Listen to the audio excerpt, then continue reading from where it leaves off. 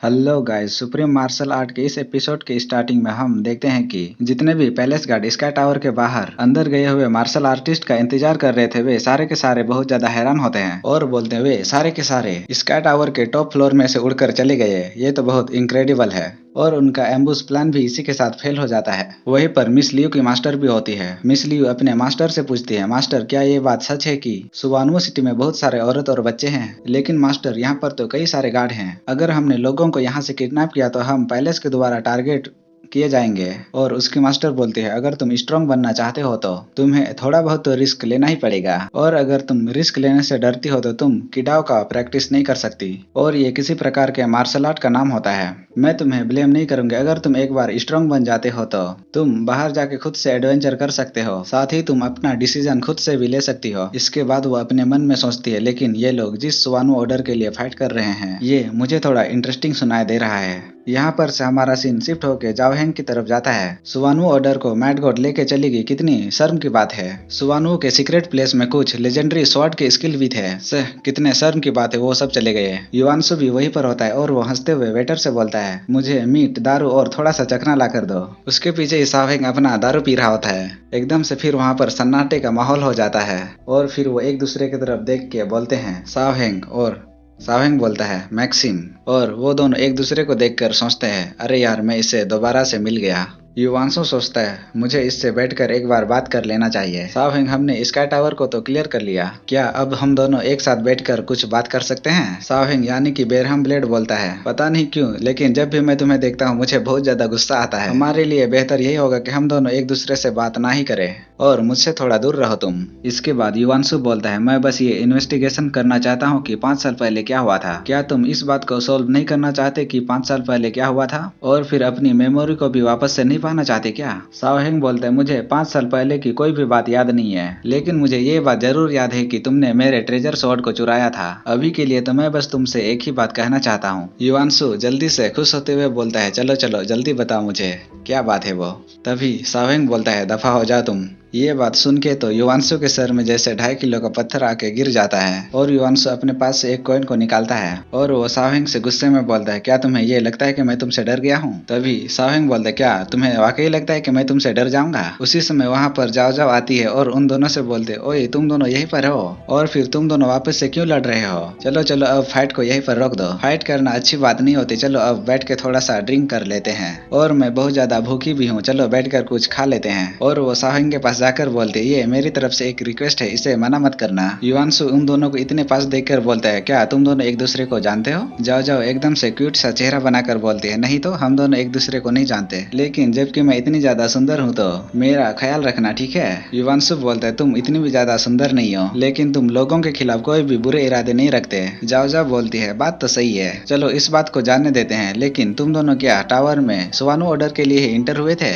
युवांशु बोलता है, हाँ मैं इसीलिए इंटर हुआ था। क्या तुम्हें ये पता है कि अब हमें क्या करना चाहिए? जाओ जाओ बोलते हैं, मुझे कैसे पता होगा कि हमें क्या करना चाहिए? अब मैंने बस ये सुना है कि जितने भी लोग मैड गॉड को पकड़ने के लिए उसके पीछे गए थे वे सारे के सारे मारे गए। उसने सारे के सारे लोगों को मार दिया, जरूर ही वो बहुत ज्यादा निर्दय औरत होगी। सावेंग बोलता है, मुरोंग अपने ट्रेस को छुपाने में बहुत ज्यादा माहिर है, उसे ढूंढना बहुत ज्यादा मुश्किल है, नहीं तो मैं अपना प्लान बनाकर पहले उसके पीछे जा चुका होता। तभी जाओ जाओ को कुछ आइडिया आता है और वो बोलती है, हम सब जाके गोल्डन लायन से मिल सकते हैं, माना कि वो भी बहुत ज्यादा क्रूअल है और वो बहुत ज्यादा बोल्ड होने के लिए भी जानी जाती है, साथ ही वो अभी मैड गॉड का भी पीछा भी कर रही है। इसकी बातों को सुनकर सावेंग बोलता है, हाँ उसके पास तो वैसे उसका हॉक भी है ना, उसकी मदद से मुरोंग को ढूंढना हमारे लिए और भी ज्यादा आसान हो जाएगा। जाओ जाओ ये तो बहुत अच्छा आइडिया है, चलो अभी जाकर गोल्डन लायन को ढूंढते हैं। लेकिन वो चेहरे से नाखुश दिख रहा होता है। तभी जाओ जाओ बोलती है, इतनी भी जल्दबाजी मत करो, हम और 2 दिनों के लिए इसी शहर में रुकते हैं, शायद से हमें गोल्डन लाइन के बारे में कुछ न्यूज का पता चल जाए। इसकी बातों को सुनकर सावेंग बोलता है, हाँ इसके बात में पॉइंट तो है। इसके बाद हमारा सीन शिफ्ट होकर आयरन फिस्ट की तरफ जाता है। उसके सामने खड़ा बंदा बोलता है, आयरन फिस्ट के बारे में क्या ही अच्छा है, मैं बस थोड़ा सा लेट हो गया, नहीं तो मैं सुबानुओ ऑर्डर को पक्का ही पा लेता। और ये बंदा मास्टर गोल्डन व्हील का जूनियर सिल्वर व्हील होता है।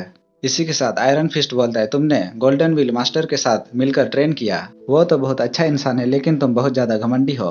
तभी सिल्वर व्हील अपने व्हील से हमला करते हुए बोलता है, मैंने ये सुना है कि तुमने कोल्ड हार्टेड ब्लेड यानी कि सावहेंग और वन आर्म स्वॉर्ड डैन्योंग से भी फाइट किया है। अगर मैंने यहाँ पर तुम्हें हरा दिया तो इसका मतलब कि मैं उन दोनों से बेहतर हूँ। और आयरन फिस्ट उसके व्हील को रोकते हुए बोलता है, बेवकूफ, इसे जरा ध्यान से देखो, तुमने मेरे आयरन फिस्ट को समझ क्या रखा है। इसके बाद वो दोनों थोड़ा थोड़ा पीछे हो जाते हैं। तभी सिल्वर ब्लेड आयरन फिस्ट की तरफ तेजी से बढ़ता है और वो उससे बोलता है, यहाँ तक कि तुम अपने ऑरा का भी यूज कर लो, लेकिन तब भी तुम मुझे हरा नहीं सकते। अगर तुम अभी सरेंडर कर देते हो तो मैं तुम्हें जिंदा छोड़ दूंगा। आयरन फिस्ट को उसका हमला रोकने में बहुत ज्यादा मुश्किलें हो रही होती है और वो अपने मन में सोचता है, मैंने स्काई टावर में अपनी बहुत ज्यादा एनर्जी वेस्ट कर दी, मैं अब और ज्यादा फाइट नहीं कर सकता। और वो पीछे हट के बोलता है, वेल, हम किसी और दिन फाइट कर लेंगे। सिल्वर व्हील उससे हंसते हुए बोलता है, बुढ़े आदमी, तुम डर गए क्या?